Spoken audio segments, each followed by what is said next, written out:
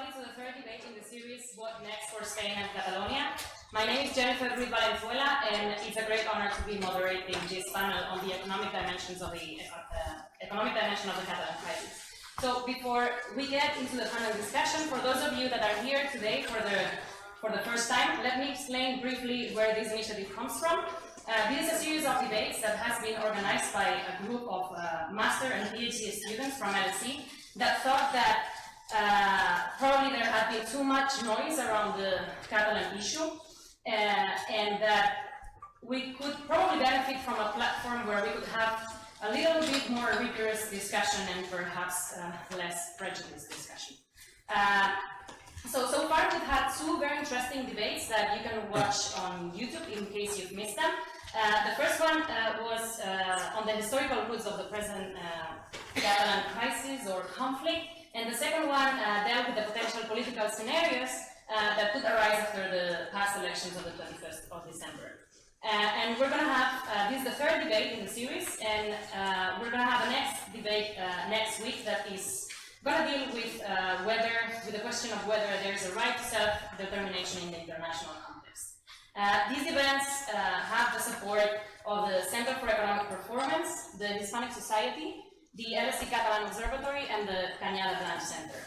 And also today we are followed live via streaming on the websites of the blog Politikon and the online sites of the newspapers of Pais and Ara. So a very warm welcome to all the people that is following online. So far we've had historians, we had renowned political historians and political scientists, and today we have the pleasure to have with us 5 prestigious professors of economics. They all have, as probably you all know, a very extensive biography, so I'm just going to introduce them with a brief sentence.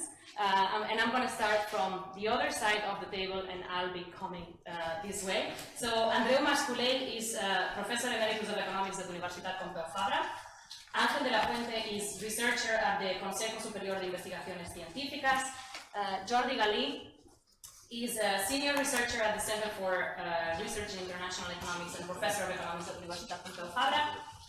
Ramon Marimon is Professor of Economics and Pierre Werner Chair at the European University Institute, and Antonio Cabrales, here sitting next to me, is Professor of Economics at University College London.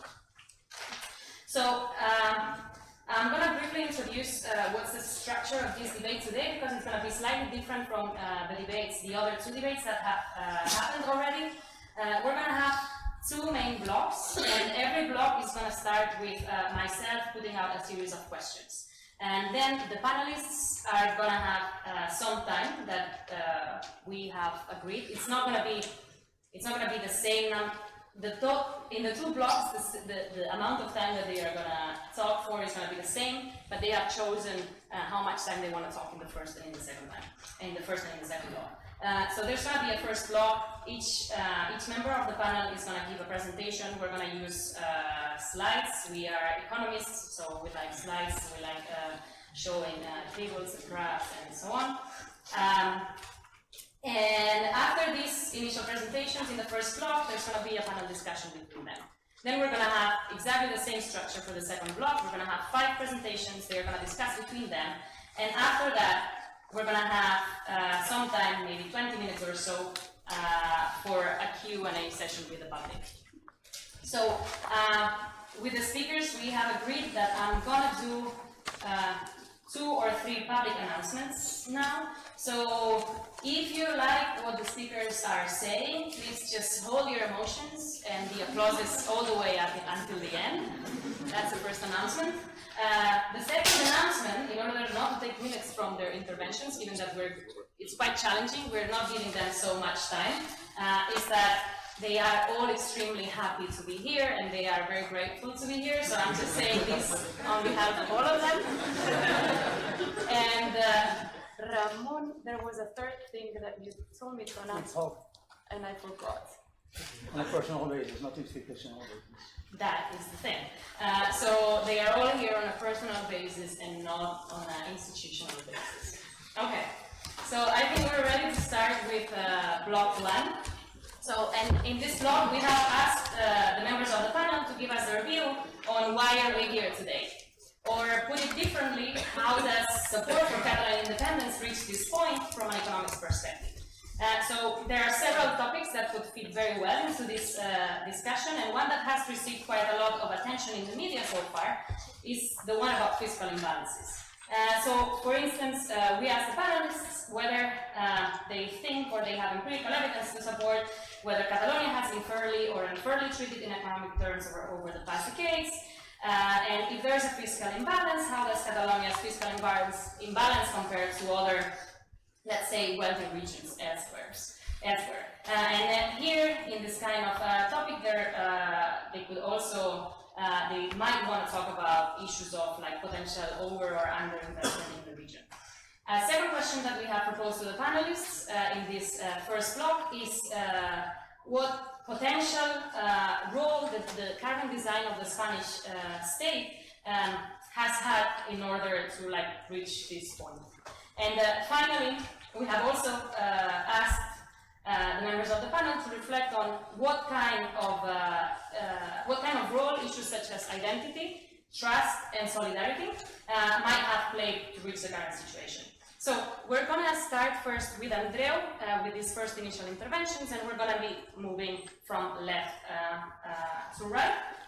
And I'm going to be signaling the members of the panel when they have 1 minute left. Thanks. Thank you. This debate is about the economics of our conflict. Economics is important, but I want to make clear that, in my opinion, the essence of the conflict is not economic. It is the deep hostility of the Spanish establishment to admit that there are other national identities in its midst. Or if you think this is too abstract, I give a concrete example. The deep hostility to the notion that the Castilian and Catalan language should be exactly the same level in Catalonia. Canada can admit it, but Hellas and Spain can. I move to economics. I shall deal with the issue of fiscal balance among the issues on the table. I have chosen this one not because I could think that it is the most important issue. It is not, but because Mr. Josep Borrell, that was Minister of Finance in Spain and President of the European Parliament, has repeated an uncountable number of times that I have said that the fiscal deficit, an estimate of what Catalonia contributes in fiscal terms to the rest of Spain, is of the order of 2,000 million euros. A quick back-of-the-envelope calculation, well within the capabilities of Mr. Borrell, shows how preposterous the figure is. Roughly, Catalonia pays taxes in proportion to GNP and received in proportion to population. Catalan GNP is approximately 19% of Spanish GNP and population 15%. Therefore, the Catalan fiscal deficit should be of the order of 4% of the central administration budget expenditure. Those represent, including social security, roughly 25% of Spanish GNP. Hence, the Catalan fiscal deficit should be around 1% of Spanish GNP, which is 10,000 million euros, about 5% of Catalan GNP. You could ask, in view of this reasoning, what is the fuss? Catalonia's income per capita is above the Spanish average, and so it is logic that it be a net contributor to the aggregate. I'll accept this, and I think many Catalans would accept it. Yet there are still substantial reasons to fuss, at least in 4 directions. First, it makes sense that expenditures in education, health, social service, culture, etc. be proportional to population, but the expenditure that supports productive capacity should be proportional to GNP. Second, a significant part of the expenditures executed in benefit of the citizens of Catalonia are not executed in Catalonia. For some of them, say the embassy in London, this is in the nature of things, but for others it is a matter of choice. We are told that this is not important, that what's important are the benefits received, and that where they are executed, it's a matter of indifference. Many of us do not think so and take the position that if it is really indifferent, then it will be costless to humour us by executing to a much larger extent in Catalonia. But of course, it is not indifferent. I would like, for example, that the Bank of Spain has a research unit in Barcelona. It had one in the past, and as I have said, we already pay for it. It's not an outrageous thought, but the time I proposed it, it was thought that it was. I did not try again. Third, the financing methodology of the Generalitat de Catalunya, as for the other autonomous communities, except the Basque Country and Navarra, is quite bizarre, politically manipulable and politically manipulated. I had the opportunity to experience it during my years at the helm of Catalan finances. During the crisis, the needed adjustments were placed in the shoulders of the autonomous community to a disproportionate degree, and with a political agenda that saw in the induced and disproportionate precariousness of their finances a golden opportunity to question the entire autonomous community's model. Fourth, centralization and increasing centralization pervades the implementation of expenditure. The Generalitat's expenditure is controlled through a myriad of regulations that are called basic, but which can specify matters to minute details. Many of these regulations are pointless. Many are positively harmful. All of them carry no specific benefit for Spain. Their virtue seems to be to guarantee complete equality of outcomes. But why do we have regional parliaments if they cannot make a difference? Let me give you an example which I know well: universities and research. Research was not heavily centrally regulated, so with our resources we could invest and develop our own model, inspired in international experience. It has worked well. Catalonia has received roughly half of the ERC grants that have arrived to Spain, and if I count per capita, it is ahead of the United Kingdom.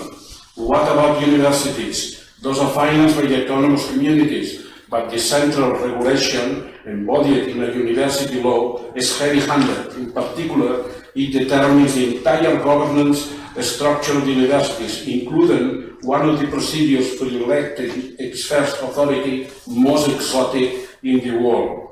Our universities do fine in relation to Spain, but they could do much better without the straitjacket of the centralized and very bad university law. And by the way, so do the Spanish universities.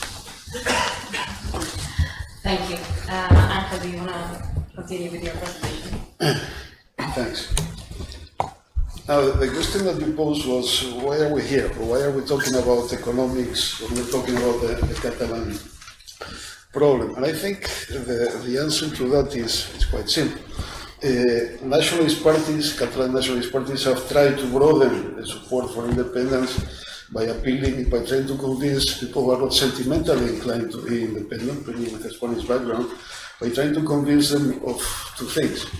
One is that they are not being treated fairly, that the Spanish government is abusing Catalonia in an economic and fiscal sense. And second, that we would be better off in an independent Catalonia. First, because we don't have to share with other peoples, and second, because somehow we could do better. We could grow faster and be more efficient. So that's why we're here. Now, the question I want to raise is that true? Are there good arguments to claim that Catalonia has been unfairly treated? We'll talk about the second issue later on. I care a little bit less about that one, because well, I'll come back to that later. So, I wanted to start, I was planning to show the video, but it's probably shorter to pick out some things. Andreu has said many things that I agree with, and he has been very reasonable in many ways, but not everybody is as reasonable as he is. So those of us who live in Catalonia for a long time and have been exposed to the nationalist point of view, here things are very different from what Andreu has said. And this video here, you can look it up in Google, Stop Spoli, you find it immediately. I think that you should watch it if you have a chance to get a feeling for how this issue has been presented.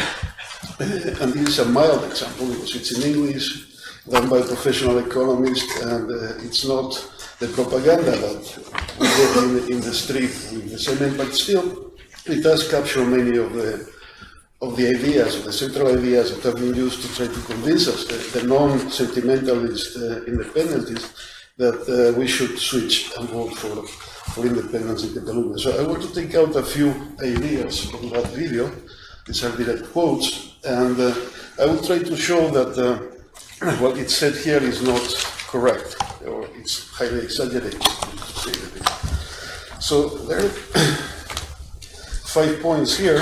One says that the Spanish government hides all the data on fiscal balances. There are 2 points that say that Catalonia has been robbed to an extent that is unprecedented anywhere else in the world now or ever. And 2 points that say that this has caused a lot of harm to the Catalan economy and hasn't allowed us to take care of the people in Catalonia that we wanted to take care of, especially children, but there are many other things.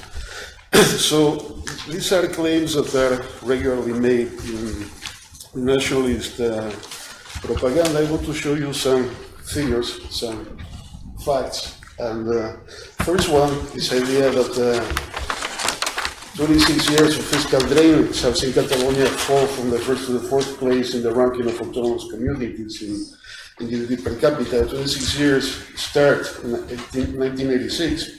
That's a vertical line.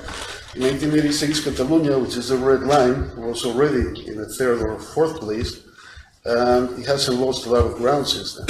So this supposed suffering from the fiscal drainage is not to be seen in the data. It lost ground before, it was never number one, but it did lose ground before, as all regions, all rich regions in Spain did, at a time when the fiscal drainage was probably a lot smaller because taxes with Franco were very low, so the fiscal drainage was lower. A second idea that I have heard many times in many different guises is the idea that this doesn't happen anywhere else, that Catalonia has suffered a robbery that no other territory has suffered. When one looks at the data, that's simply not the case. These are data for a number of countries on regional fiscal balances as a percentage of GDP plotted against relative income per capita, relative to the national average. Catalonia is the red dot, so that we can find it quickly. Blue is Italy, the crosses are the UK, the black dots are Spain, Australia is green, and Canada is yellow. And in most countries, we find a very similar pattern. These are estimates that are as comparable as you can find them for a period that's around 2005. And in all places, we see that rich regions, or most rich regions, have fiscal deficits. The poor regions have fiscal superavits, and the pattern seems to be very similar in Spain and in all the countries from which we have similar data. There are, of course, exceptions. We have 2 big ones in Spain, the 4 regions, which happen to be rich and also have a surplus.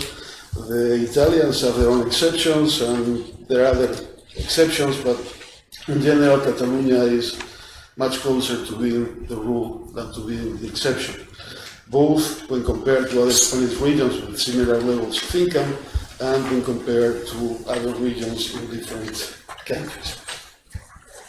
There is a claim that the Spanish government has systematically hidden this data. Well, the Catalan government has been providing estimates of the region's fiscal deficit for a long time, always, I think, with data provided by the Spanish government. So if they were so bent upon hiding it, why would they give it to the Catalan government?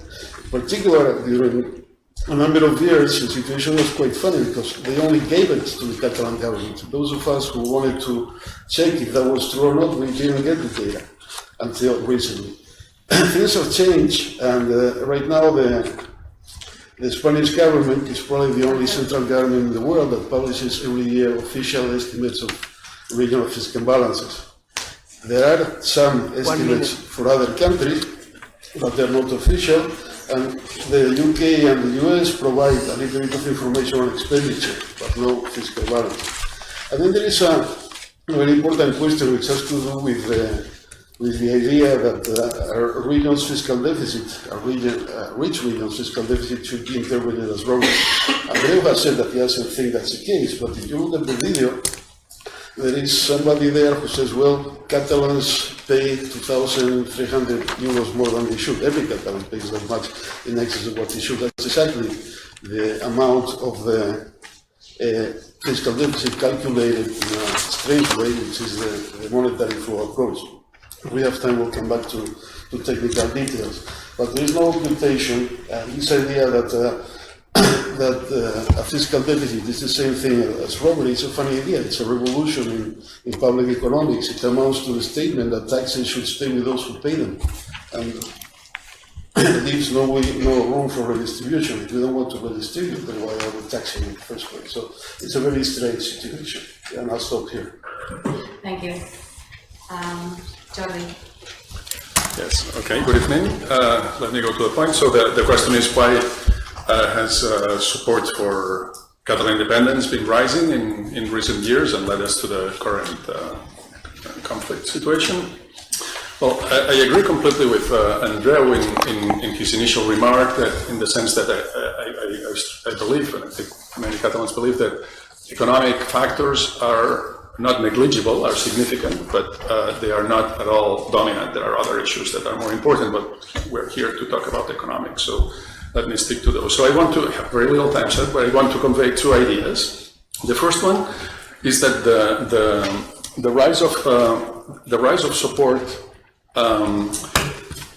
for Catalan independence is unlikely to be related to the economic crisis, and this contrasts with a view that is widespread among certain people, in particular, I would say among the international press. And it's a tempting view, because if you look, in this picture, you see the evolution of unemployment and the evolution of support for secession. All the pictures I'll show you are drawn from different sources. I don't have time to mention that. This is from a paper by Cabrales and Rodon.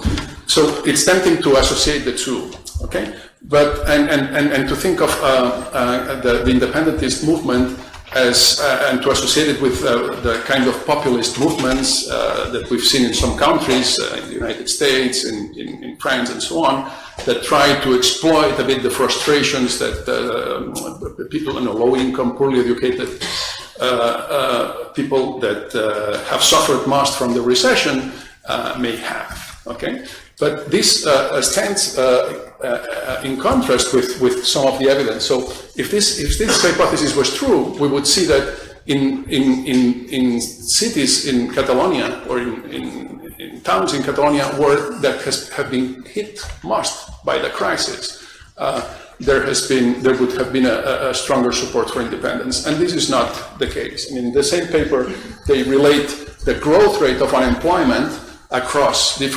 all towns in Catalonia with the increase in support of independence across those different towns, and also different measures of how strong the economic crisis has hit. And well, shows some regressions, and essentially the economic factors are insignificant in all the regressions. What matters are other things that we would expect to matter, things like age, things like fraction of the population who are were born outside Catalonia, and so on. Okay, so I think this is important. On the other hand, we see that there is a correlation, a positive correlation between support for independence and household income, and also between support for independence and education. Again, evidence that is clearly at odds with the view that those who have been hit the hardest by the economic crisis are the ones that are being fooled into supporting independence. I have more data. This relates. It's interesting that the relationship between household income and support for independence. It's interesting to see that it's non-monotonic. Okay, it's relatively low for low income and for very high income. okay, which points clearly that this is largely a middle-class movement. Okay, let me go to the second idea, because we have very little time. The second idea says that, would say that the main, that there is a widespread perception among the Catalan population, and I would say beyond those who support independence, that Catalonia has been treated unfairly by the Spanish state from an economic point of view, okay? And that this unfair treatment has been persistent over the years, and as a result, it has had strong cumulative effects, okay? It's not the result of one decision that may have been taken at some point or one event, okay? It's been persistent. I think that this links a bit with what Andreu said at the very beginning. I think the variable that exemplifies most this unfair treatment, as I view it, is the behavior of public investment by the Spanish state in Catalonia. So here you see the fraction of overall public investment by the Spanish state that is allocated to Catalonia. That's the blue line. And the green line is the share of Catalonia in Spanish population. The red line is the share of GDP, of Catalan GDP in Spanish GDP. So you see that systematically it has been below those two benchmarks. Okay, and this picture starts at 2000. It is also true if we go further back in time at the beginning of after the death of Franco. Okay, in fact, we see it's interesting the pattern. We see that it looks like we're going back now to the very bad years of the beginning of the democratic era. Okay.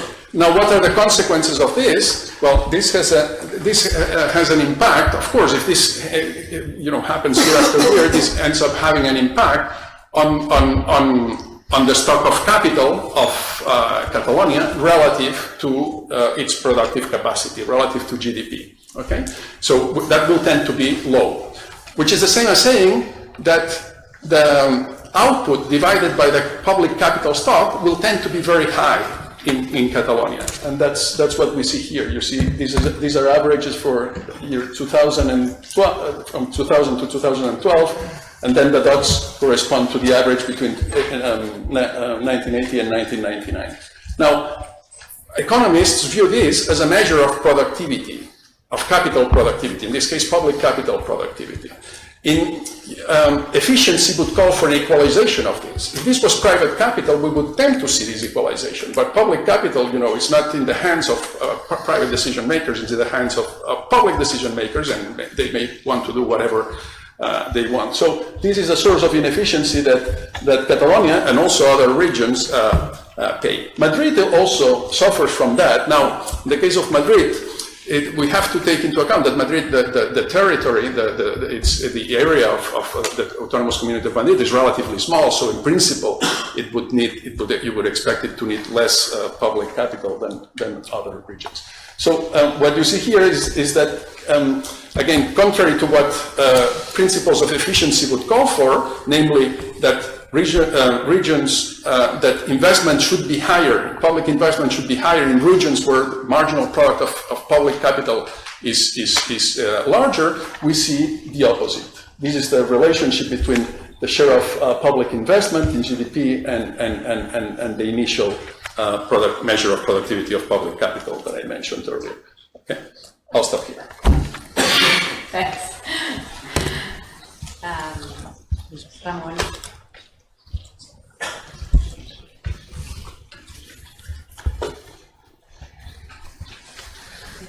I think we all agree at the beginning that we can talk about cost and benefits, but that's not the main point. Although we probably are better at assessing cost than benefits, economists. It's about the political economy.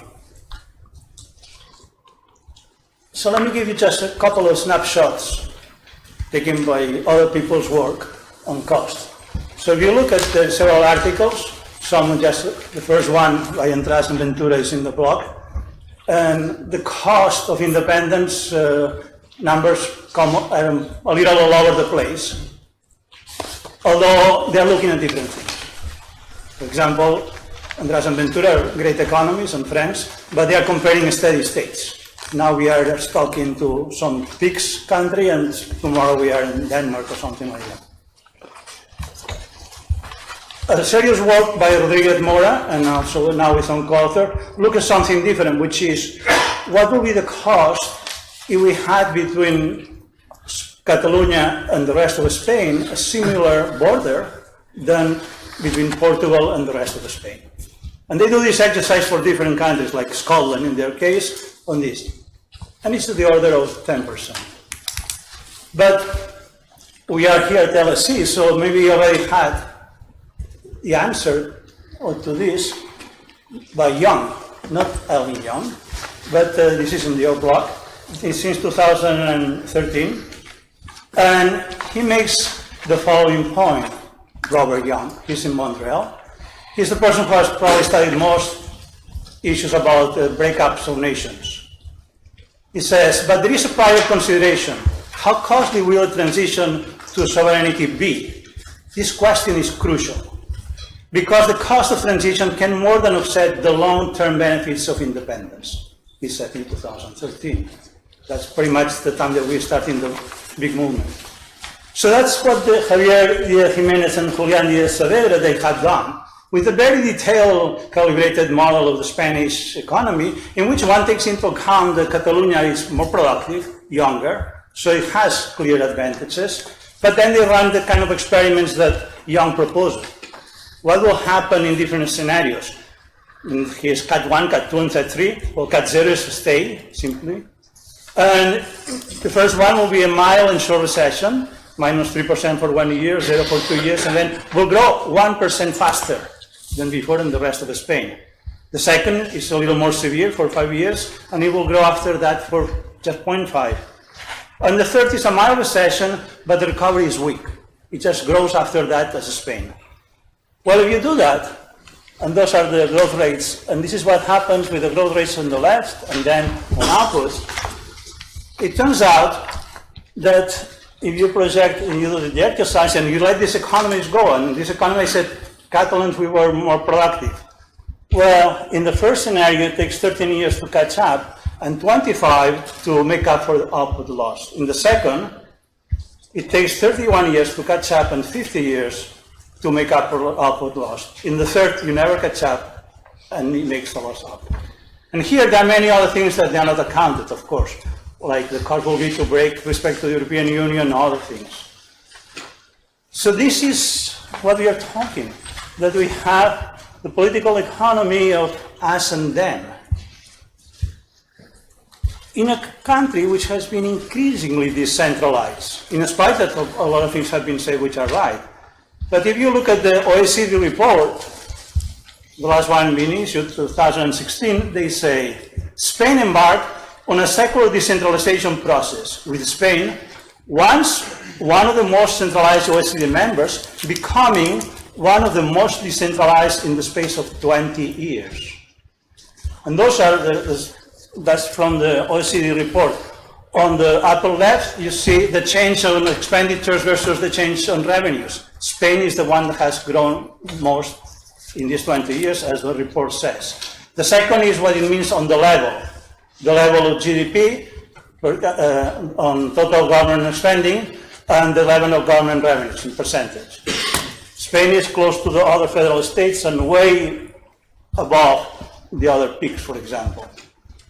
So I think that's what we have to be discussing, that the problem is a country that decentralized very fast, but in a dysfunctional manner.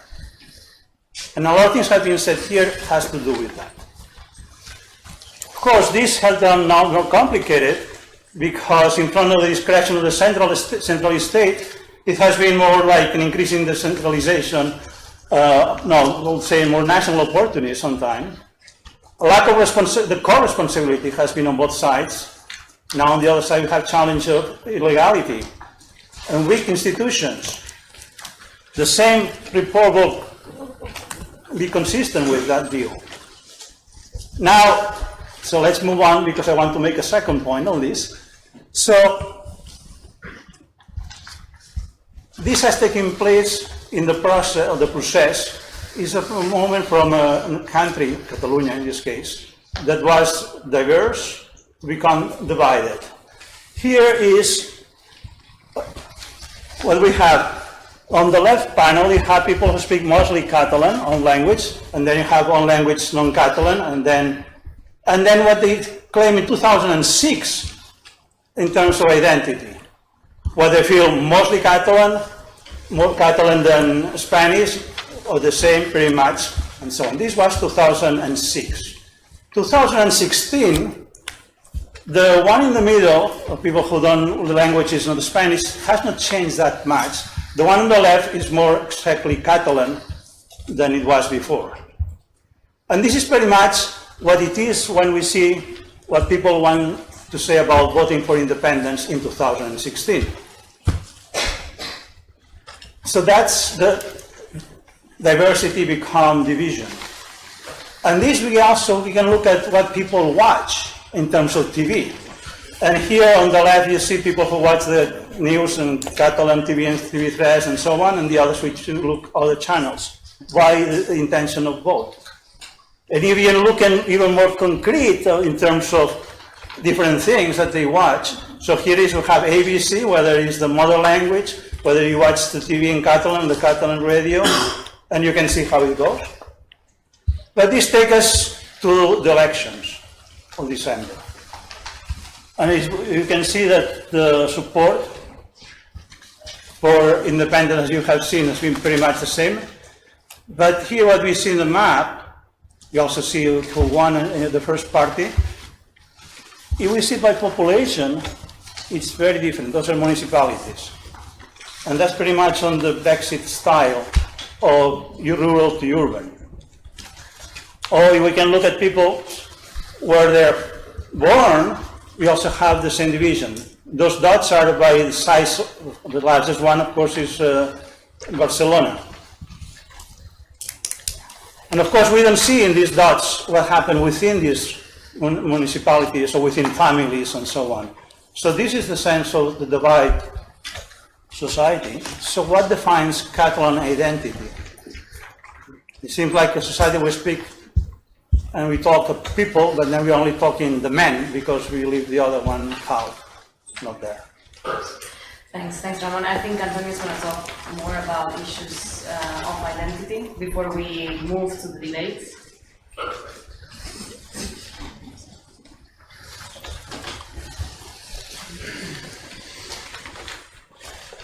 Very good. So, thanks. So, identity must be crucial for this problem. So, when we talk about when we were talking about fiscal balances before, the point was made that it's not individuals, it's individuals who redistribute, it's not territories. Now, you could always say, well, yes, but on the other hand, individuals in Morocco don't get any redistribution from Spain. So there must be something that differentiates a Spaniard that is non-Catalan from a Moroccan.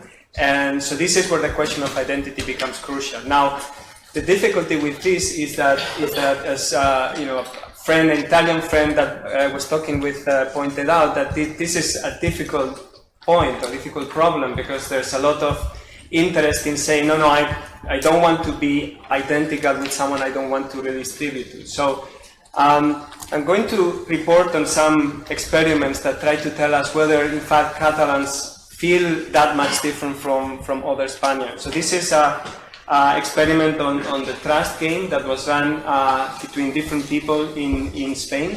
And the trust game is one in which an individual makes a transfer to another one, has to choose a transfer between 0 and 5 in this case, and then the money that you give is multiplied by 3, and then of the money that you get as an individual who receives the money, you can decide how much you give back. So the giving is a measure of trust. How much I give from this 0 to 5 is a measure of how much I trust others, and then how much I give back is a measure of trustworthiness. So if you look at the graphs here, the one thing that is striking is that there is some measure of different trust between regions. So the graph on the right tells you how much individuals from the Basque Country, Catalans, Madrileños, and Andalusians trust individuals from other regions. And typically it's true that individuals trust more people from their own region. So if you go to Madrileños, the ones they trust more, they give 70% of their endowment to another Madrileño, but they would only give 50% of their endowment to a Catalan. They would give almost 68% to a Basque, and you can see that there are differences between regions. So there is a little bit of mistrust between regions. But then, if you want to compare this to something else, the graph on the left is interesting because it tells you how a Spaniard that is from a voter of PSOE trusts someone that is a voter of PP. So you can see that it's true, a Madrileño trusts less another Catalan than a Madrileño, but it is much less someone from PP than someone from PSOE, from PSOE. And the other way around, that's clearly reciprocated. So this tells you that it's true, we do have some issues with trust between regions, but they're not that great if you look at the data.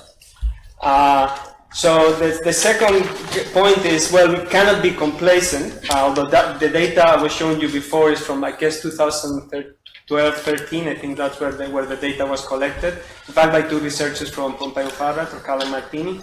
But this one over here tells you that the crisis has changed a little bit the trust. The graph on the left is telling you about these same kind of trust measures, but this is between Basque and transfers between individuals in the Basque country and Catalonia that both speak Spanish or that both speak Basque or Catalan, and transfers between someone that is Spanish and non-Spanish, and so on.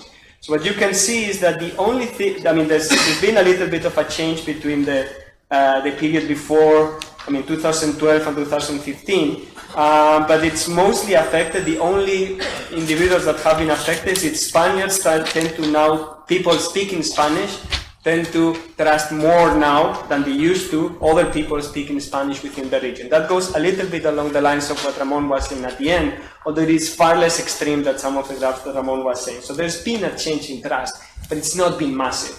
Now that doesn't mean it cannot get worse. In fact, that if this had been run recently, probably it had gotten worse. But I would think there is a large amount of social capital between individuals within Catalonia, within other regions in Spain, and between them, and this is a stock of social capital. We shouldn't deplete it. So that's something to preserve. It's very important. Wherever we go, we should preserve it. It's very important for the future. So let's try to do that.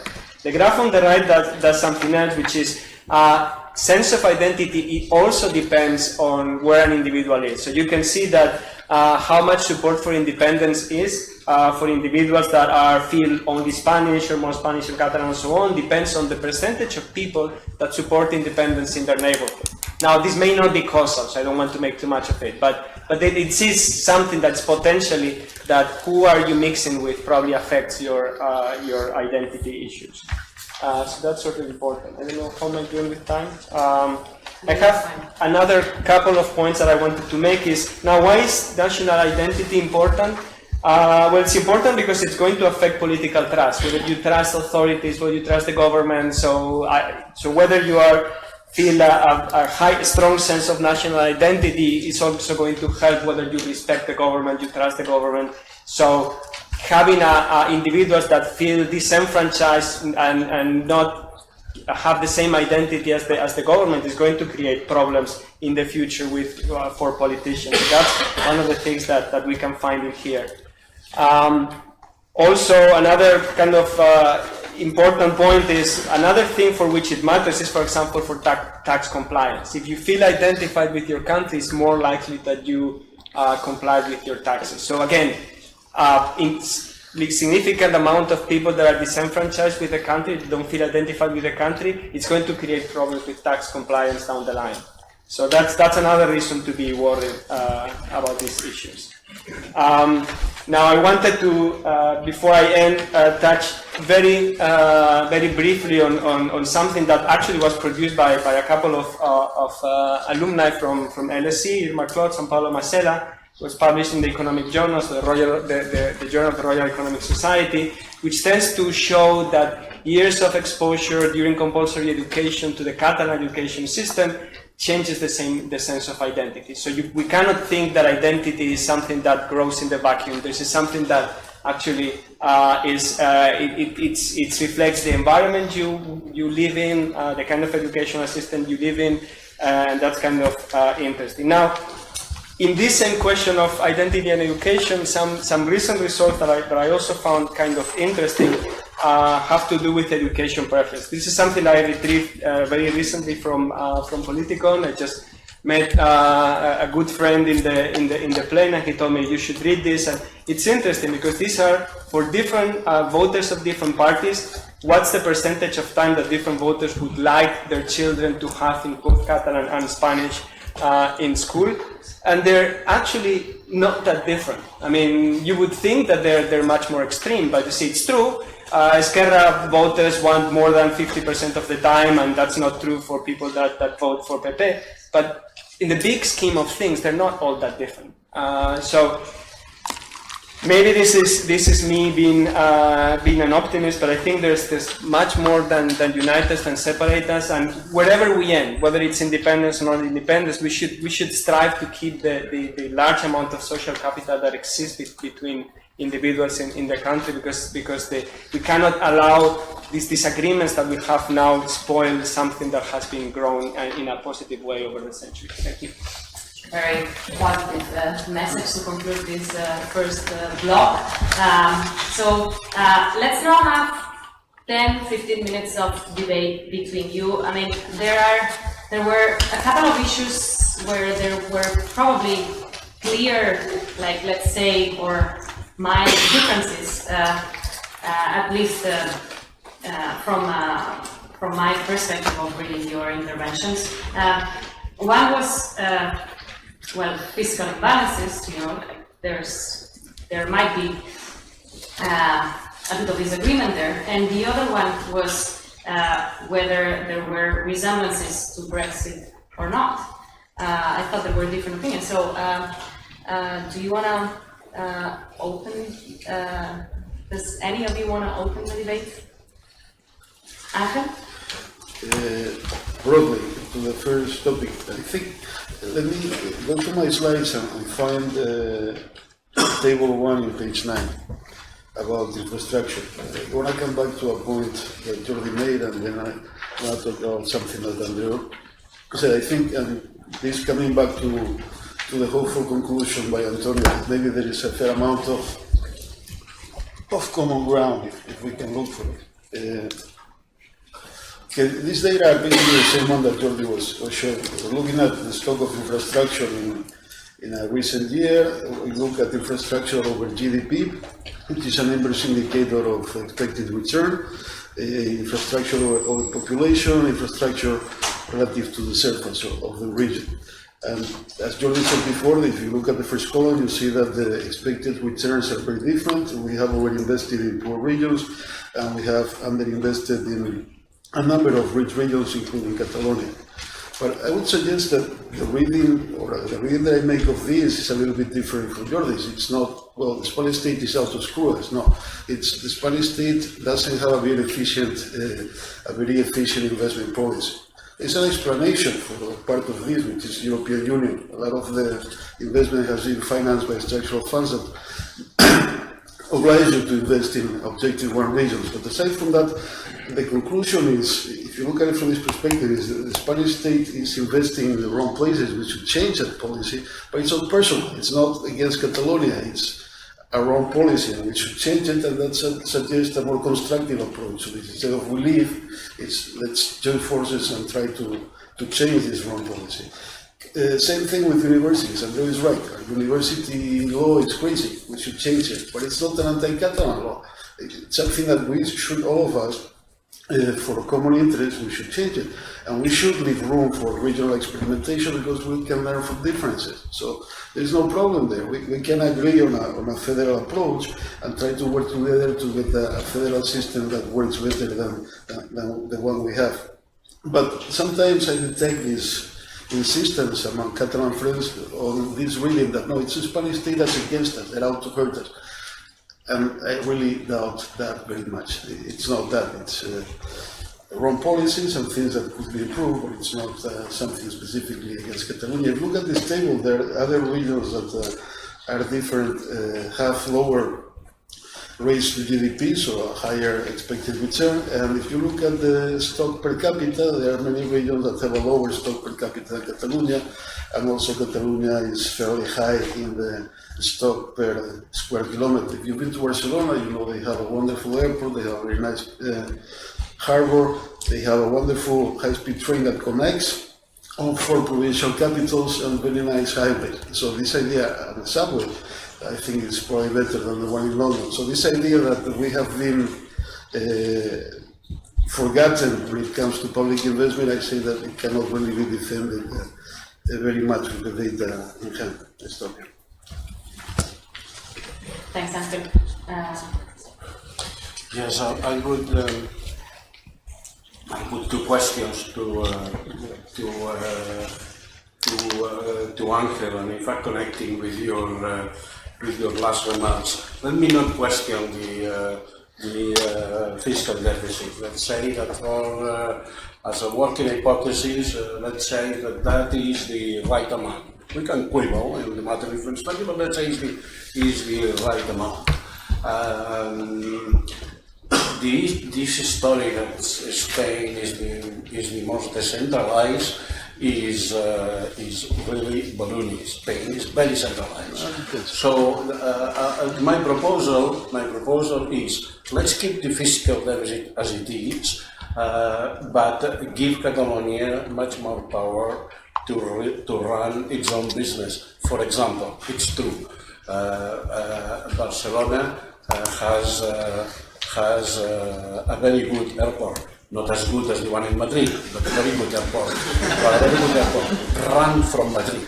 Do you think it's reasonable that the Barcelona airport belongs to the same company that runs the airport in Madrid? And do you think it's unreasonable to think that that there is a preference for the airport in Madrid? Second question I ask to Ramon. Why don't we settle this with a referendum? That's how it was done in Canada. That's how it has been done in the United Kingdom. Of course, not a unilateral referendum, but an agreed referendum. So why not? Okay, let's start with, there was a question for Ángel. Let's start with like a short, concise answer, because Jordi also wants to bring forward new ideas to the debate, and then Ramon. So, Ángel. I'd say that Spain is quite a decentralized country, but not in all respects, and there are some areas where probably we could gain from further decentralization. We'd have to discuss the details. I don't have a definite position on whether it is better to have a network of airports that run by the same person to take into account externalities, or better to have them compete with each other. My tendency would be to expect that competition would be better, but it's not something that I have studied, so I don't want to commit an answer to that. But in the principle, yes, you're right, we should give more room for regional autonomy and experimentation. And I come back to universities. I think that's a very important place where we will gain a lot from that.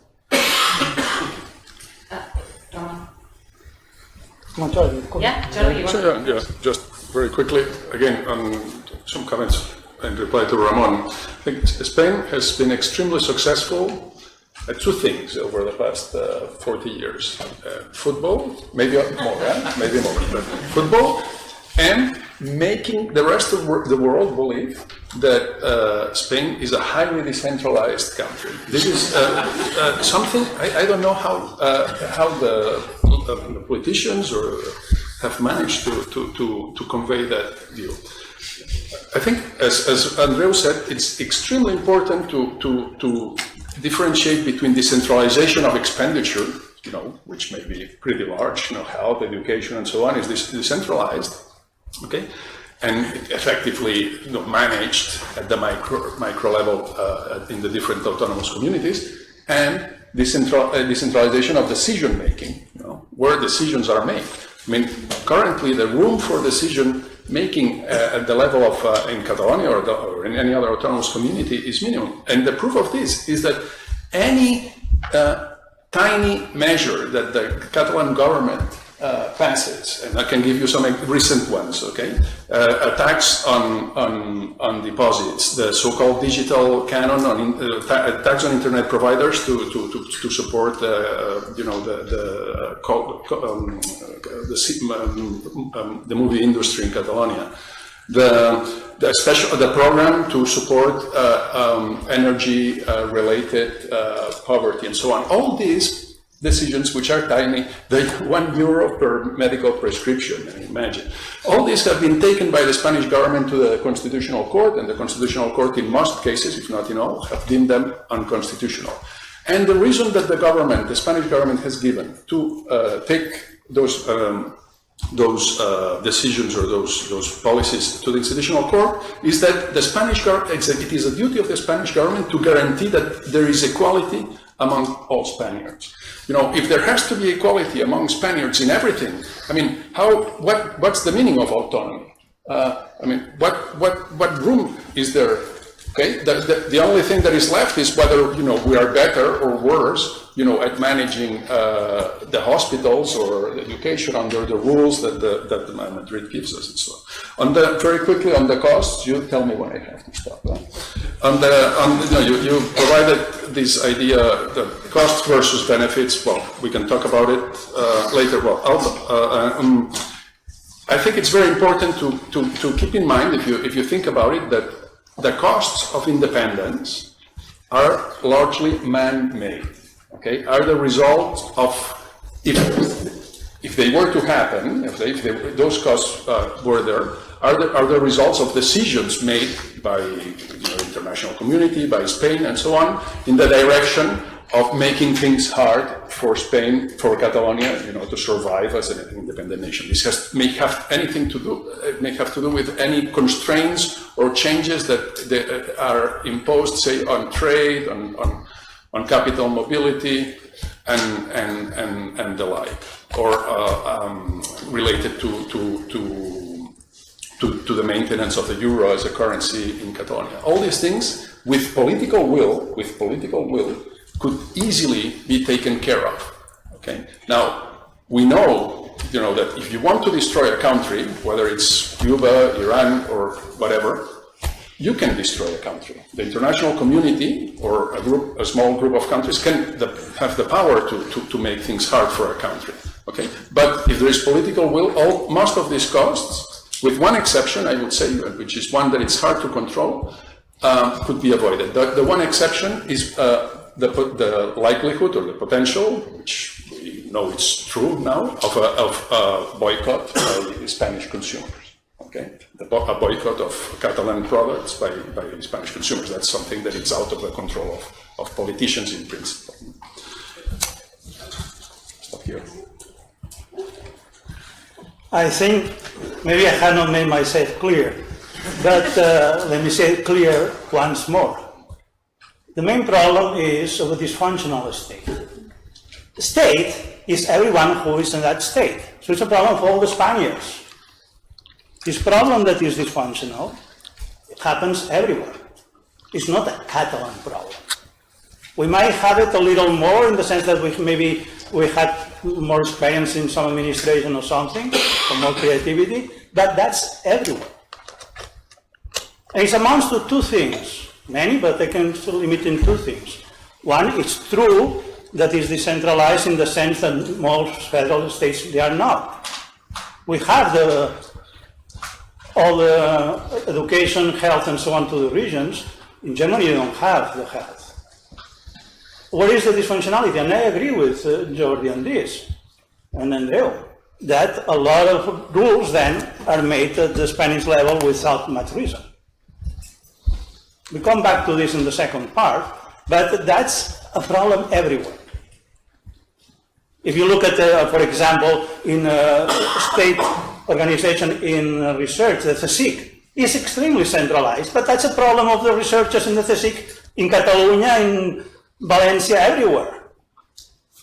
So what needs to be done is to change the CSIC, but not just a question, it's not a problem of Catalonia. So that's point one. So it should be very clear. That's why it doesn't make any sense for me just to ask a referendum on Catalonia or not. Because what are we talking about?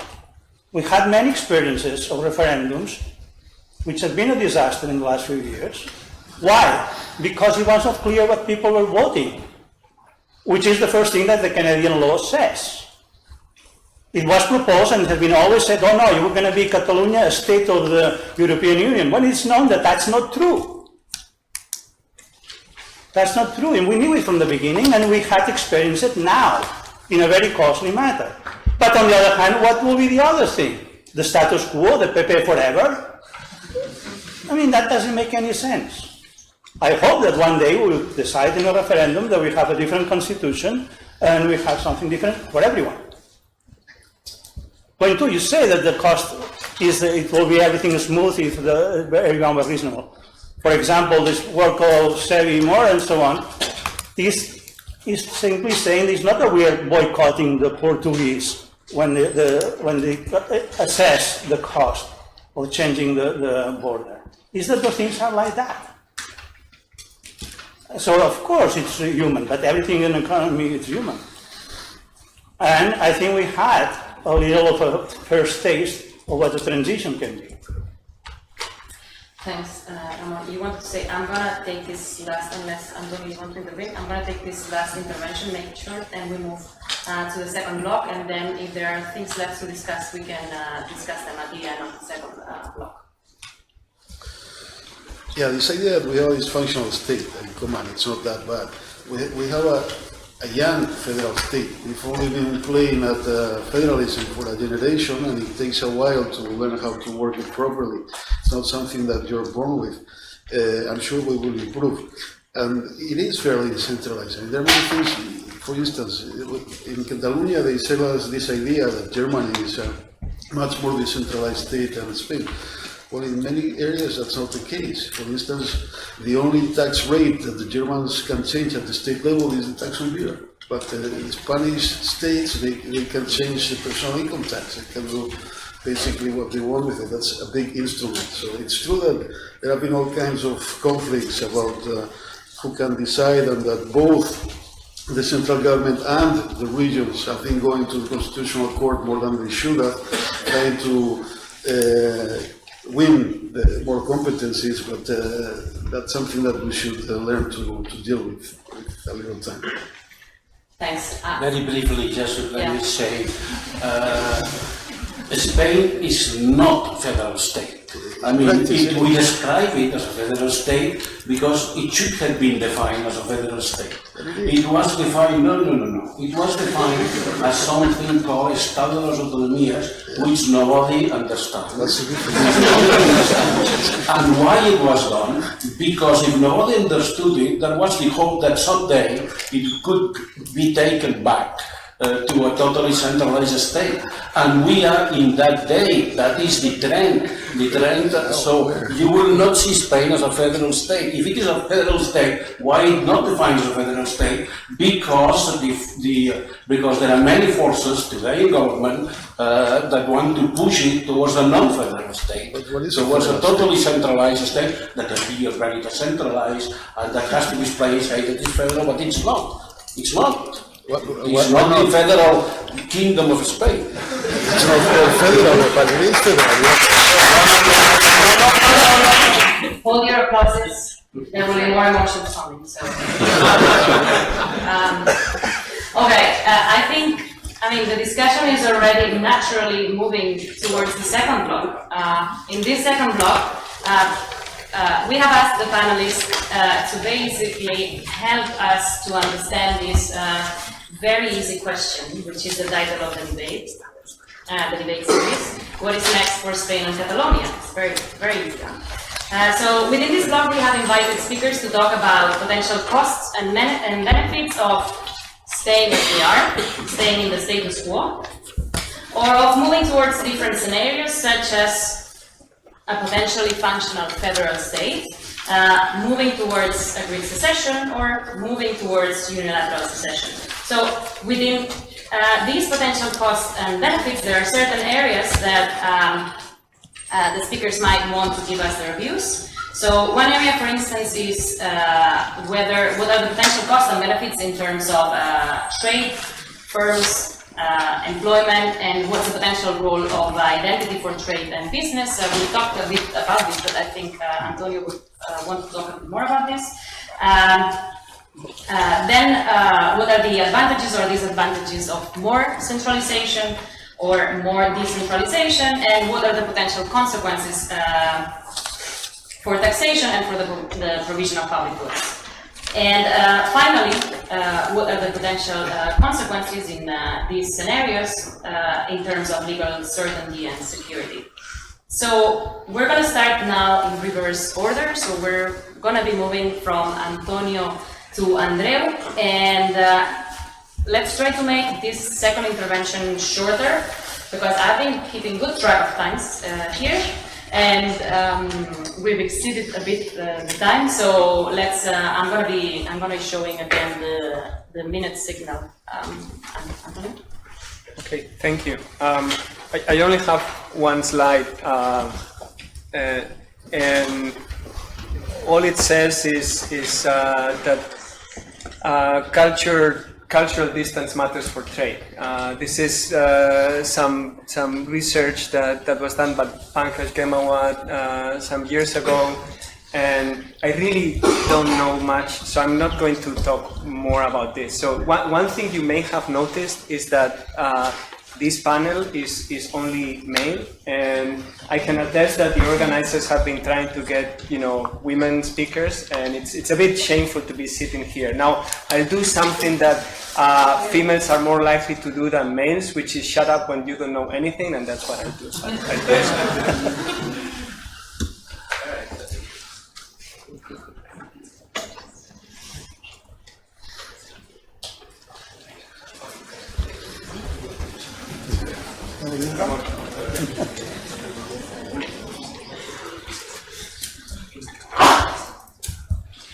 So that's the question, what's next for Spain and Catalonia, and also Europe. So let's do backward induction. We are doing it now. So two simple questions. In a very interdependent world, is independence the solution? In a very diversified society, is centralization the solution? So you have the answers. But unfortunately, this functional decadence in a polarized and closed society with tourism and gourmet growth and self-referential TV channels is a feasible scenario. It's not the only one. Alternatively, I think we can address together the problems of a dysfunctional state decentralization, which I said are common to federal problems. Of having responsibilities without interference, co-responsibility and commitment. Of solidarity, respect and tolerance, overrun democratic institutions and independent surveillance essences. This is a feasible scenario. And as I said, the issue of federal states is known for a long time. So that's a rush to the conclusion, that at the end of the story is make the best you can do to develop the federal state, set in 1782. So here is a way to think about it, in my view, to put Rousseau in practice. The first thing is you define basic rights and benefits for all the citizens. Basic. And that's the one the state should be responsible for. It might be delegating. Then you have regional responsibility. But this should not exclude that you can go beyond these basics, or that you can be more creative how you do these basics, without differential rights, of course. There should be no region that has some rights that others don't, other than to have co-official languages if you have them. Solidarity and resharing is an important component of any federal state, and all should participate in the same way, which is not true now in Spain. So you should not mix both things. We need some control of the regional debts in the same way that we have it in the European Union. But then you need a well-defined stability fund, probably, with clear rules. Not what we have now, which is completely arbitrary of Señor Montero, Montoro to pass the money or not. That's elements of dysfunctionality. And then, very important, it's not just a question of the different parliaments and so on, we also need independent agencies, which are truly independent. And that, something surprisingly, has not been in the agenda of the nationalistic parties to have it at the state level. Part of this functionality has been precisely this, that things have passed to the regions. Why? Because they needed at the end to satisfy the budget, to support. So one for another, both main parties and the nationalists have developed this very dysfunctional state. I think it's a time to stop that and do it well. If you do things, 5 things, then I think it's relatively easy to see how Spain and fiscal the European Union or Catalonia in Spain. And then you might decide what you need to change in the constitution. Not the other way around, which is usually how people think. So I think Spain is changing, in part due to the Catalan process. So is Europe, and in part to Brexit and so on. But the question is whether we have learned the lessons, and whether Catalonia and Catalan intellectuals will be part of these changes. Thanks, Ramon. Jordi.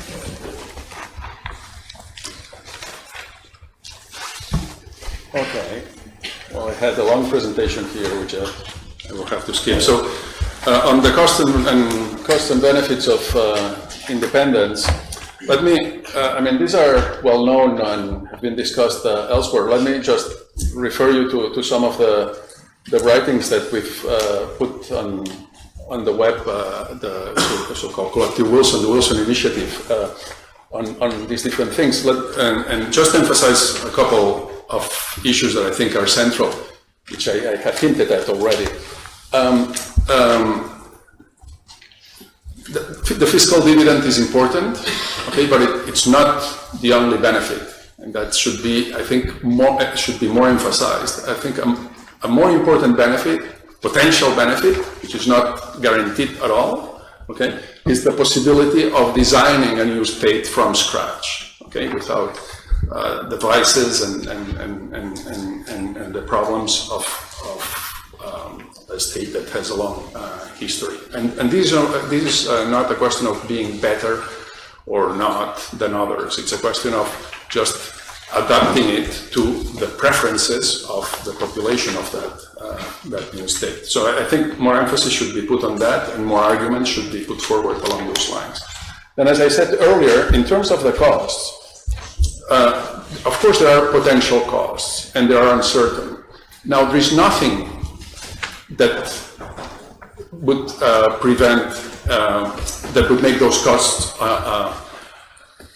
unavoidable, okay? In particular, the formalities that may have to do with belonging to the European Union or not, belonging formally to the Euro system or not, okay? That may take a while, and there may be some formalities that may have to be fulfilled, okay? Yes, but that shouldn't matter. What really matters is the continuity or not, okay, of the current arrangement in terms of mobility of goods, in terms of mobility of capital, mobility of people, and maintenance of the euro as a currency, knowing, and this is important, and it's very important to make the distinction with Brexit, okay, from that point of view, knowing that, for better or worse, I'm not going to get into that, for better or worse, there is a widespread consensus among the Catalan population that Catalonia, and eventually independent Catalonia, should belong to eventually belong to the European Union and belong to the euro area. And again, I'm not going to get into that, but that's clear. There is a very clear consensus on that. So that should, if anything, should make it easier.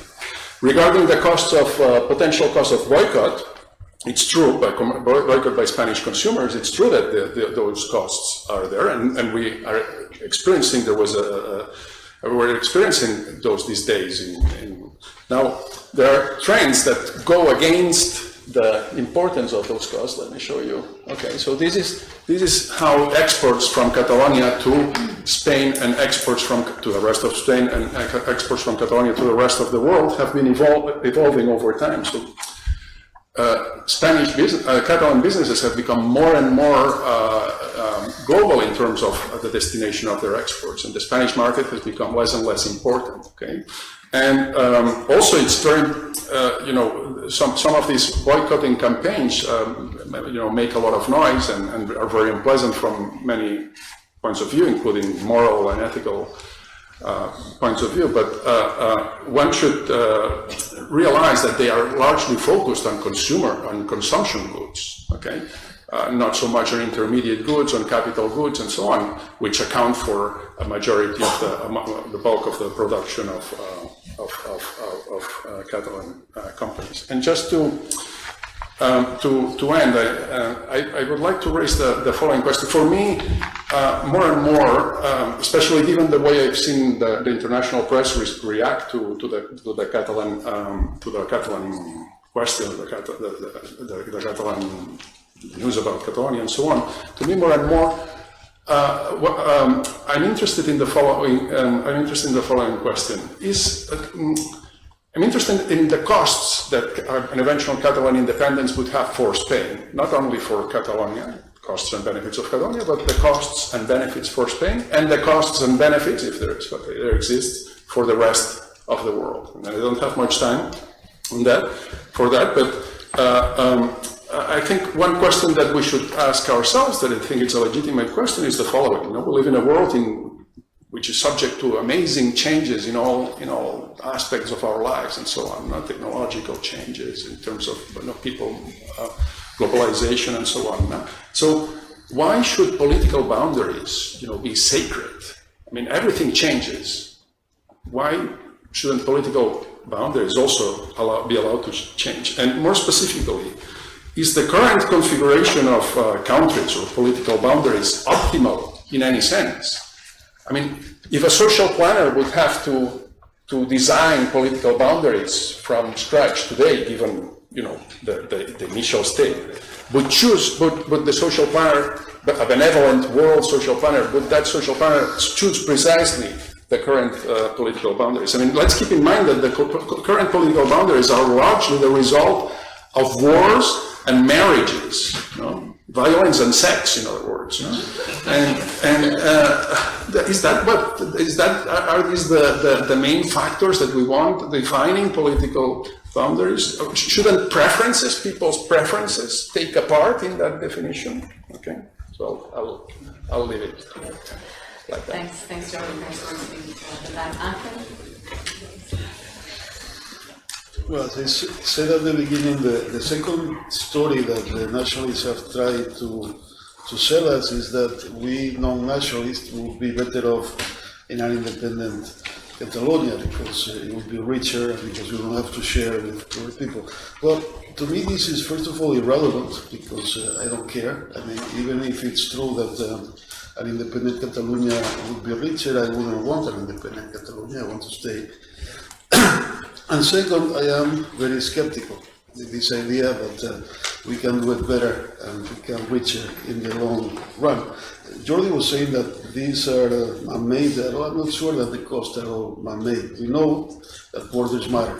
We know that they have an effect on trade. We know that large markets matter. We know that they have an effect on efficiency.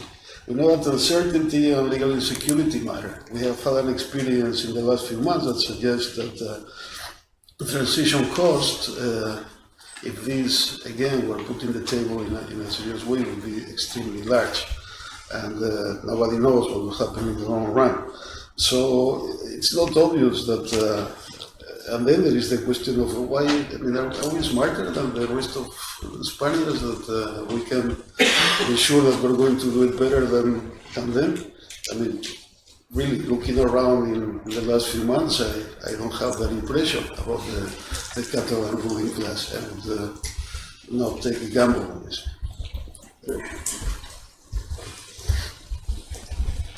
I won't gamble in Spanish one either. I will not go into the pros and cons and the scenarios of independence. It is simply not the question of the day. It should be obvious that if Slovenia says independent, Catalonia would be independent, but it will not be, neither in the short round nor the medium round, and since we are in Britain, now I should add, and in the long run we will all be dead. The Spanish authorities have made it clear that they will do anything to prevent it. In particular, they will not authorize a referendum that could put the matter at risk, and that will be the civilized way to resolve it. By the way, in my opinion, the sovereignties camp in Catalonia will retrench, perhaps, my hope, will retrench into the demand of an agreed referendum. The real question these days is to see which road will the central government and the forces that support it will take. These forces feel both victorious and frustrated. Victorious because they have intervened the Generalitat, and obviously Catalonia is not independent. Frustrated because they lost the election of 21st December. This was not supposed to happen. The situation in the ground looks more like a stalemate. If the tough guys in the central government prevail, the drumming to finish the job will intensify. The judicial and, to my mind, preposterous attempt to visualize a remarkably physical movement as a violent rebellion will develop, and we will witness an increase of repressive measures against politicians, activists, and institutions. What will this accomplish? This will not do the job, as it will not change the mind of a single of the 2 million independentists. It can only lead to a hardening of their sentiments, and then what? If more thoughtful guys prevail, then we might see some efforts to implement moves in the direction of this tension. Obviously, to me, the intelligent position is the second, but I am not optimistic. Unfortunately, many Spanish reformists have found a home in Ciudadanos, a party that, by the circumstances of its birth, is a hardliner in Catalan matters. Quite a pity. Thank you. Thank you, all of you, for keeping the time very well in this second block. You've made my job very easy.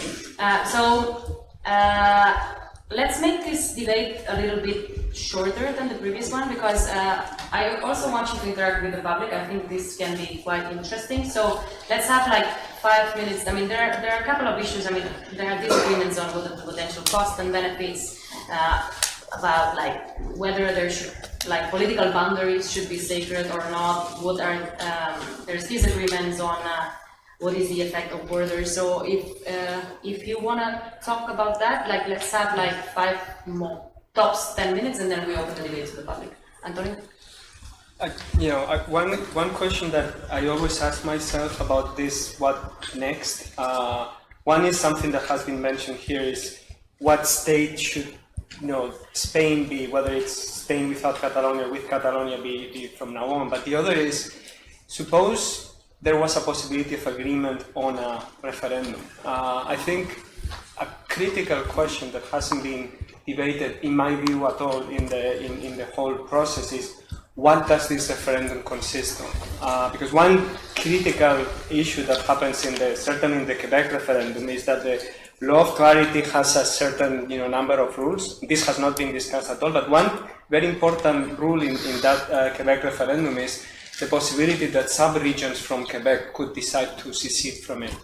And this debate that has happened in the press, for example, about Tabarnia, makes basically that same point. It would be very important to decide what is the referendum on. So I think from now on, that both Catalans and the Madrid government should really take very seriously the possibility of a referendum, and should discuss what this referendum consists of, including this particular question, but others like what is it that we are discussing, something I think Ramon mentioned. Are we discussing what happens next from a completely independent Catalonia? What happens with the rest of Spain? I think in the UK there was a strong debate on what happens if Scotland remains. There was a very widespread discussion of what is it that remaining would mean, and I think it could be that remaining in Spain means something else, and these rules that Ramon was discussing could be part of that discussion. So I would think that a very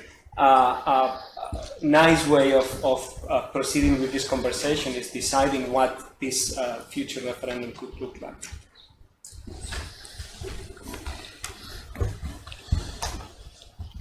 Let me just, No, go ahead. You can go. Andreu. no.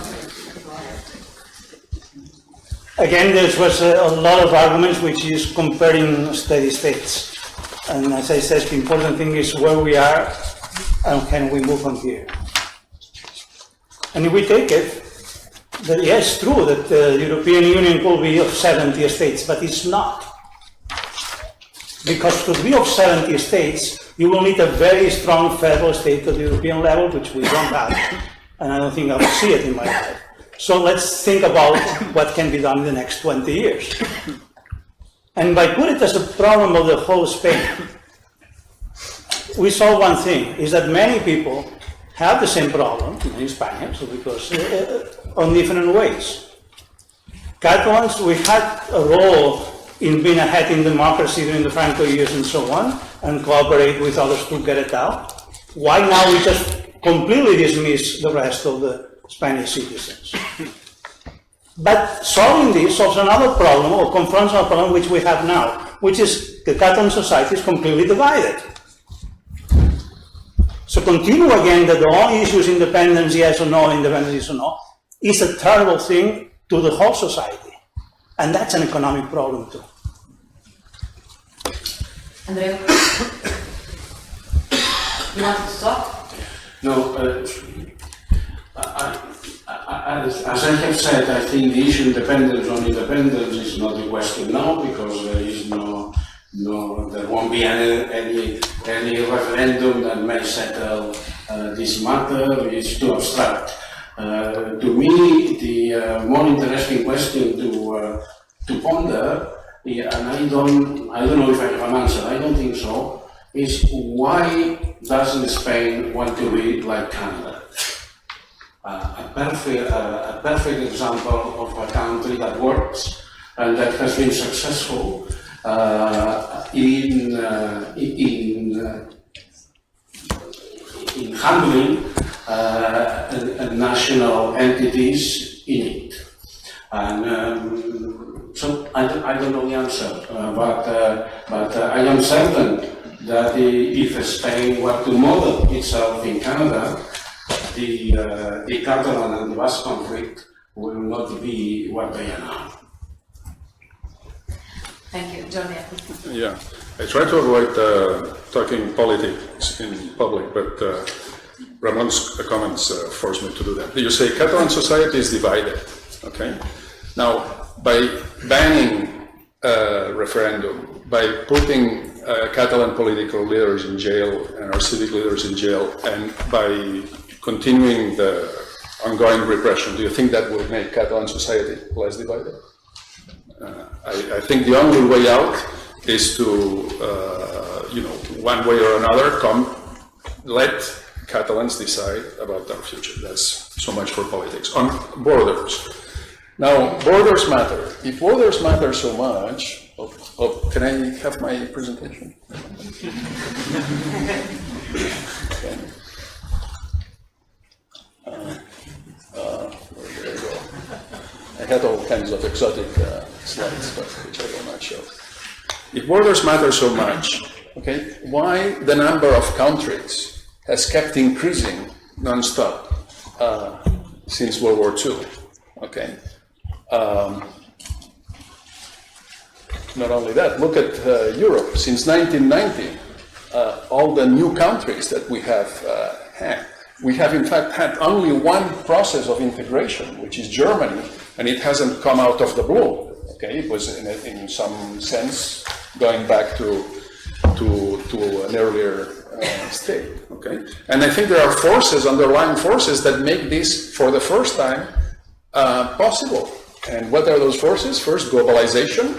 Okay, domestic markets are not the only relevant markets. You know, firms wherever they are can sell to the rest of the world.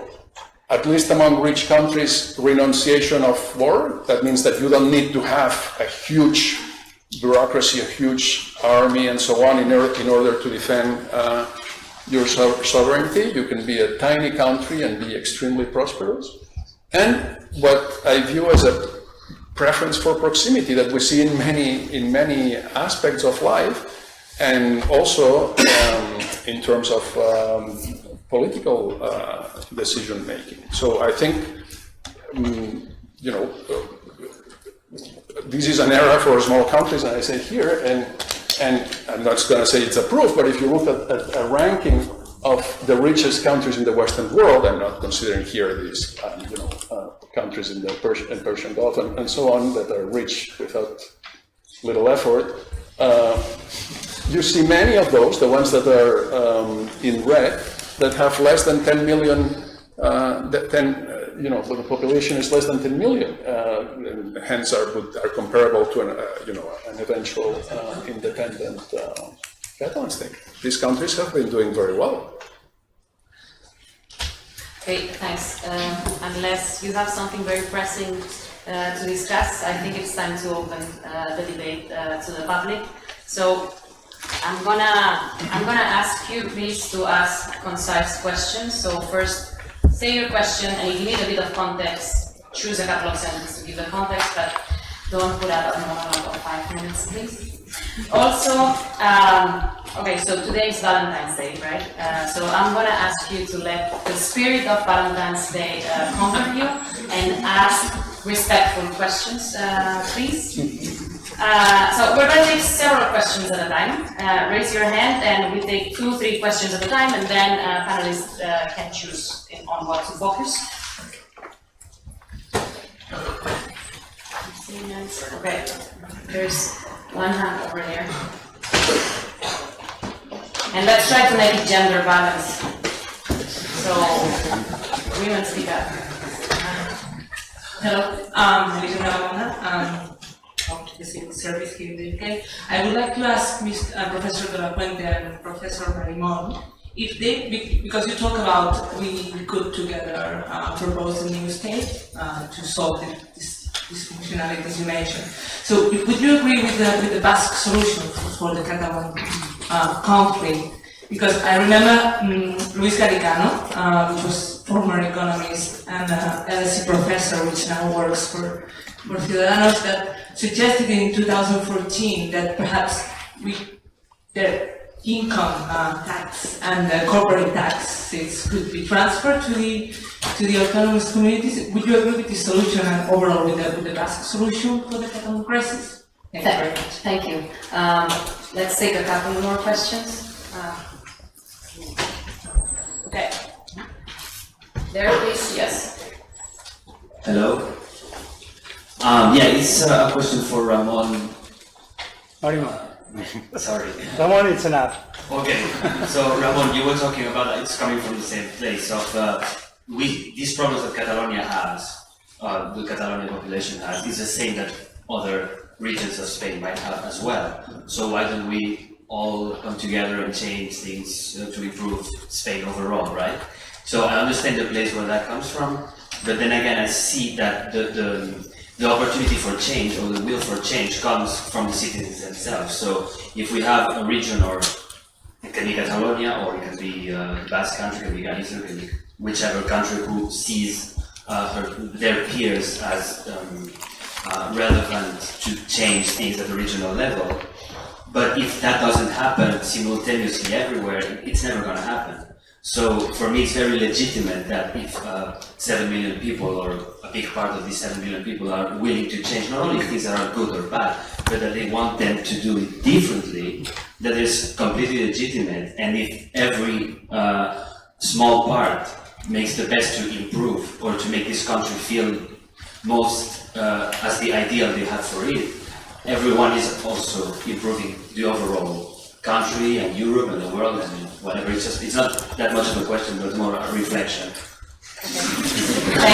Thanks for your reflection. Thank you very much. We're one more question on the other side, to be fair. So, I mean, okay. Yeah, hi, I'm Alejandro. I'm a third-year economics student from Barcelona, here at CatLSE. And my question is to Professors Jordi Galí and Andreu Mas-Colell.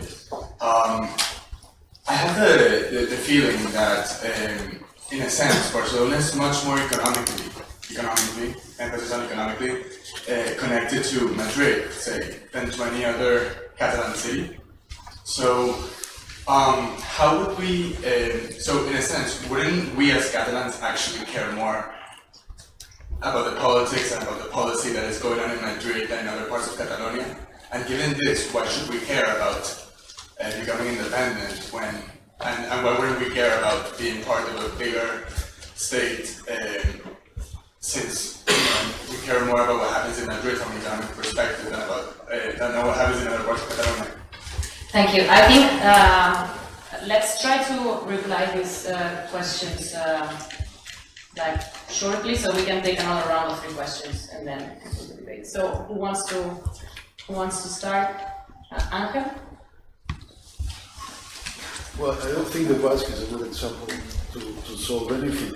If you look at some of the figures that we have there, the problem with the fiscal balances is not Catalonia, it's the Basque Country and Navarra. These are some of the richest territories in Spain and they have a surplus.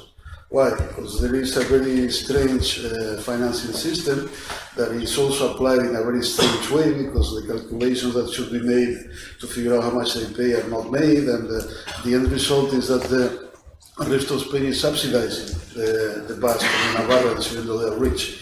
That's very difficult to generalize. I mean, you can't subsidize the rich because at some point, all the rich, at some point you run out of money and you have an absurd situation where the poor are subsidizing the rich. So I don't think the Basque is a solution. I think it's actually part of the problem because the other rich regions look at it and say, well, why can't we have the same as these people?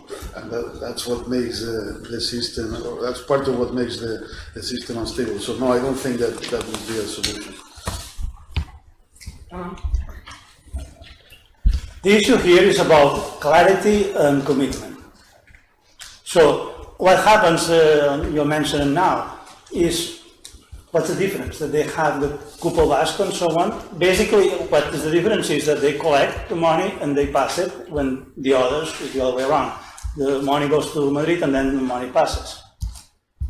If we will have clarity about this, it's just about agencies moving resources around. You have commitment that when we do things we cannot play strange games, there will be no problem. What happens if there is a problem, of course. So what I mean is that it is a very interesting and important discussion, what is transferred in terms of taxes and so on. But at the end of the game, what is important is that we have some independent institution, we have the IREF, but it doesn't have power, okay? Well, really, we know what's happening in all the different places. And if we have solidarity, we have everyone participating in the same way. And that's exactly the problem. And if you, but this, as I said, this has not been put on the table. And that's all sort of surprising, no? Why don't we make as a major priority to have, that is not the Mr. Montoro who has managing everything. And that's not been on the interest of the main parties and not of the nationalist parties. But things now are changing, so I think that a lot of people in Spain will understand that they don't want to go through this process again. Of course, I'm not saying that the solution is what they are doing now in Madrid with the problem with the separation. But that's, I think we have to go over these things. Thank you. And thanks for the reflection.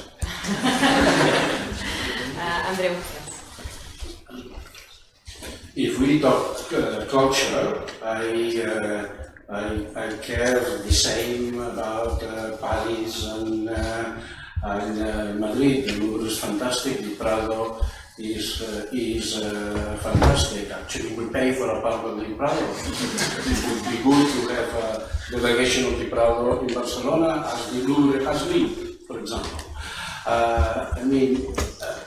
But if we talk economics, I care little about Paris. I care more about Brussels. and I care even more about Madrid. Why? Because we are regulated on there. I have spent 5 years caring a lot about Madrid, because that's where all the rules are made which condition economic life in Catalonia. The airport is owned from a company with headquarters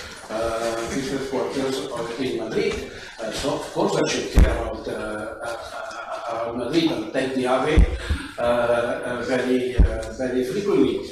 But if you ask my ideal would be to have to care most about Brussels, then Madrid, then Paris, by that order. I think only the history and the context of the I believe that Europe has been built on the respect to the difference. So I think that for Catalan interests, Brussels will be more even-handed and less biased than it is Madrid. That's what I think. And of course, Thanks, Andreu. Jordi, Antonio? No? Okay, so we're gonna open again to the public. Let's start here. Yes, hi, my name is Tony, and I have just two quick questions. One is the counterfactual from the value guidance. It seems that we rank even worse than Madrid and Barcelona, all the ranking on the table caption, with a distinct language, special history, and so on. But there is no nationalist project there. Why is the case? And the second question is that to Mr. Mas-Colell, it seems that it's not a question of decentralization, but relocation. It's not a question of decentralization, but relocation, because you talk quite often about everything is in Madrid. What if the government agencies and government institutions were in other locations of the country? Thank you. Thanks. Okay, so gender balance. Here. Thanks. So my question has to do with a rhetorical question that Professor Galí mentioned in block 1, which was, what is the point of an autonomy when all the decisions are centralized? So to me this resembles very much the UKIP argument when they said everything is regulated in Brussels, we live in a regulated state, and so on. And Professor Mas-Colell already started, saying what the role of Brussels would be. But I want to know what, in your opinion, is the role of an autonomy in a need for an increasingly centralized and integrated European Union. Thanks. I'm going to take one last question, and I have to go to that side of the room now. Hello, my name is Luis, and I would like to ask, will the future president of the Generalitat and future conseller of economics have space to take economic decisions in terms of policy, or he will be trapped in this game between Madrid and Barcelona? Okay, thanks. I'm going to take one last question because that was very concise. Here. Focusing on the other.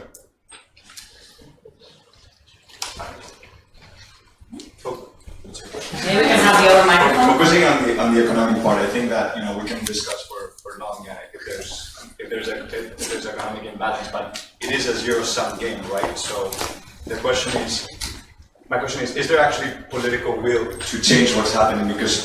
And the question is to the panel, but specifically to Ramon and to Ángel, who spoke most about changing Spain. Is there political will? And if there isn't, my question is, one of the arguments that is very much used by Spain is change the constitution. You have the right, your political role is to change the constitution if you want to change in Spain, but it is a weird argument, right? And I asked last week and I asked again to the panel, if 100% of the Catalans and 100% of the Basque people wanted to change the constitution, they still would not be able to do so. So where's the limit of sovereignty?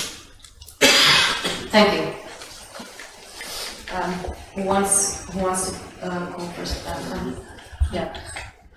On the matter of decentralization, well, I wasn't talking very rigorously, yes. When I have said centralization is very related, but I have talked about the examples have been on geographical aspects, but that was just for the sake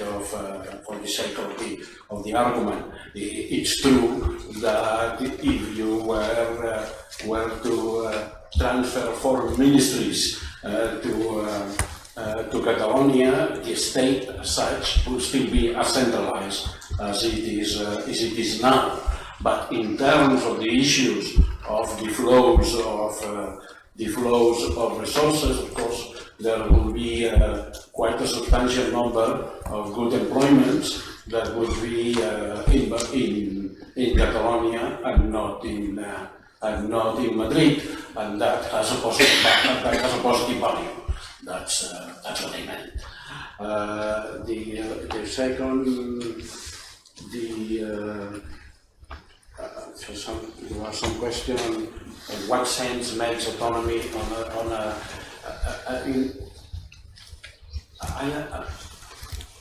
I mean, a paradox of many people in Catalonia, including myself, is that we are mistrustful of the powers accumulated in Madrid because we think it's bias, and we will not be mistrustful of the powers accumulating in Brussels because I would be an European federalist, and I know perfectly well what federalism means. So I have no problem with a very integrated Europe of a federal nature.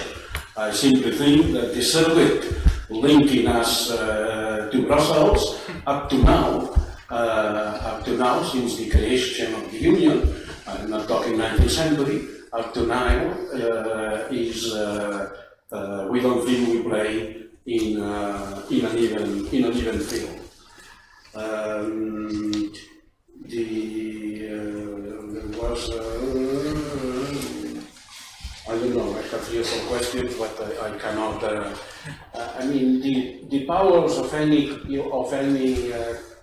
department in Catalonia are very limited. That's not a real government, and they are not real political powers. Still, I would always prefer as much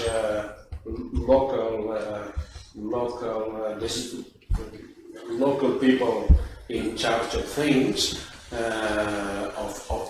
to some extent of things, that the current situation where the consular ministers in Madrid has to decide on minute questions. Well, if there have to be minute issues, I still prefer them to be handled in Catalonia. Thank you, Andreu.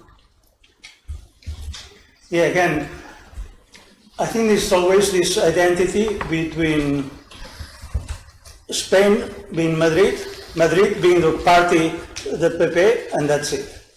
Spain is the citizens of Spain, and the citizens of Spain are not identified exactly like this, and we can see now in the change on how people think are going to be voting in the future. So that's number one. Number two is, if you put the problem as specific things, then it's easy to talk. But if you say, oh, it's everything or nothing, then there is no way to talk. A constant for all these years has been many times, let's not get involved into Madrid. Of course, then that doesn't help a lot. You had to get involved with this, that's the same way we had to get involved with Europe if we want Europe to work better. And that's the only way we have. I don't see it any other way. So, and on this, we're going to get respect. Something has been very damaging of this process is that people in Spain had a lot of respect for the Catalans. And this happened when Ramon was going to Madrid and everyone was filling their stadiums. That now we have lost a lot of respect. And I think we have to regain this respect by showing that we are talking of normal things. of how the sanities will work, or how the universities should work. And of course, there are kinds of laws which are really anachronic. In particular, anachronic because they have passed a lot of services, but not the capacity to do it as you want, in the better way. And I agree with Jordi on that. But that can be done, and the Spaniards are not that stupid, the rest, to understand this. And I think we have to work on that. It will not be in 2 days. I think the situation now is a little worse, because people now got very scared with all these situations. So, but we're going to have to recover on that. Thanks. Ángel. Somebody asked if there is a political will to change Spain. I think so, or at least I hope so. I think it's broad-based. It's not one specific party. I think that many people in different parties from different perspectives want to work towards a country that's more modern, more flexible, more that works better, more efficient, more decentralized. I think that's there, and I think that actually I'm not as negative about the functioning of the Spanish state over the last decades as I think some of my colleagues here are. I don't think I mean, 1976, 1977, Franco died. We changed from a very centralized autocratic state to a democratic, decentralized, modern state. We did it. I don't think it has been a disaster. I think it can be improved, but it's a big improvement over what we had. And I think most Spaniards are committed to continue to work to improve the functioning of the Spanish state. We have different opinions about how to do it, but there is a broad consensus that we need to keep moving, and there is a broad consensus, I think, that what we need is not a centralized state. We have a very diverse country, and there is a very high demand for self-government in many places. So what we need is basically, and I think there's broad agreement on that. Andreu doesn't agree with me, but a federal state, which we already have to a large extent, because we have regional authorities that have political power and can raise and lower taxes. That's a very important building block that we don't have in centralized state. So I'm more hopeful, and I am more optimistic, more positive looking backward than some of them. Yeah. Thanks, Jordi. This is going to be the last intervention because I've been told that we need to start moving. So. Okay, but not the last word. It's true that Spain is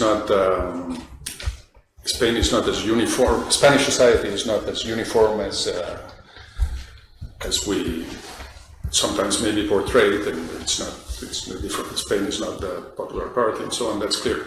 But if we look at the polls that are conducted in Spain for different regions and so on, there's one aspect which I think is important to understand the current situation. When the people are asked about their preferences regarding whether they would, they would want Spain to be a more decentralized country or they would prefer a more centralized country relative to what is now. Something really, that I view as pretty worrisome has emerges, namely that in the Basque Country and Catalonia, there is a clear trend in the sense of people willing a Spain that is more decentralized, whereas in the rest of Spain, people want a more centralized country. Now, how do you solve this? I mean, why do we need to impose on Spaniards a more decentralized country? If Spaniards want a more centralized country because they are frustrated about the way that the system of the autonomies and so on has worked and so on, they can have it. Now, and this is in a context in which, because of the principle of sovereignty of the Spanish people, which is in the Constitution, even if 100% of Catalans, which is not the case, obviously, as we know, were for independence, it would not be possible. I mean, how is this consistent, let me go back to what I said earlier, with what benevolent social planner would choose? Thanks, Jordi. Thanks, everybody. Before we conclude, just one public announcement. The last debate of the series is next Thursday at 7:30, and it's going to be dealing with some of the issues that were discussed today, whether there's a right of self-determination in the international context. I hope you have enjoyed this debate, and there are two things that I would like. So there's one thing that Antonio said that I think I would like to kind of keep, that it's wherever we move, it's important to keep our social capital and not destroy it. Thanks very much to the speakers, and thanks very much to the audience. And if you want to join me in giving a round of applause to yourself.